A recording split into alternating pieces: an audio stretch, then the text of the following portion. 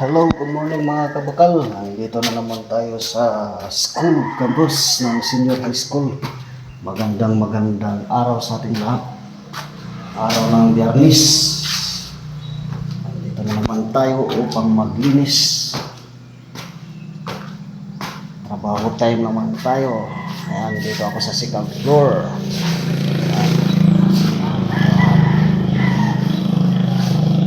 Buksan muna natin yung CR dito sa taas. Ayan. Kasi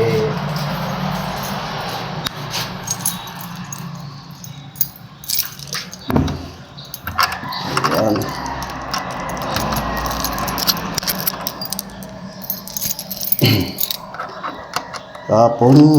Hapon nakakapag na ako linis ng mga CR. Ayan yung CR dito sa taas, malinis na yan dahil nilinisan ko na yan kahapon, mga alas 5 hapon. Punta naman tayo dito. Ayan.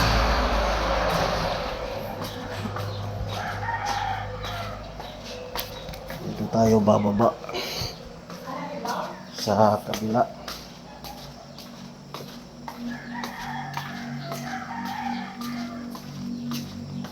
Yan. Punta tayo doon sa baba. Pero dito tayo umpisa maglinis.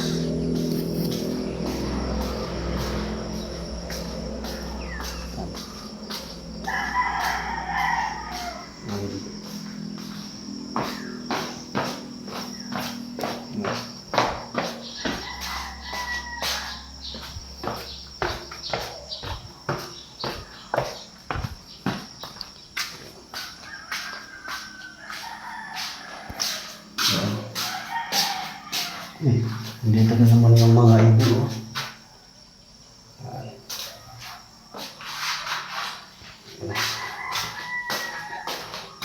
Dito tayo magsisimula maglinis o magwalis.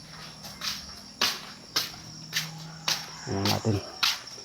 Kinalat na naman yung dun, basura. Ayan. Punta natin at linisin muna natin.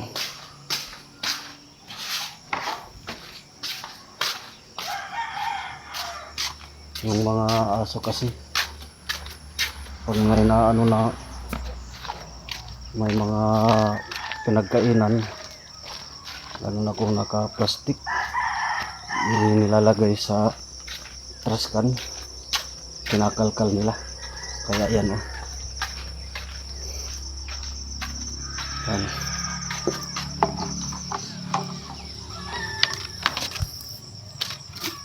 Linisan muna natin mga kabakal.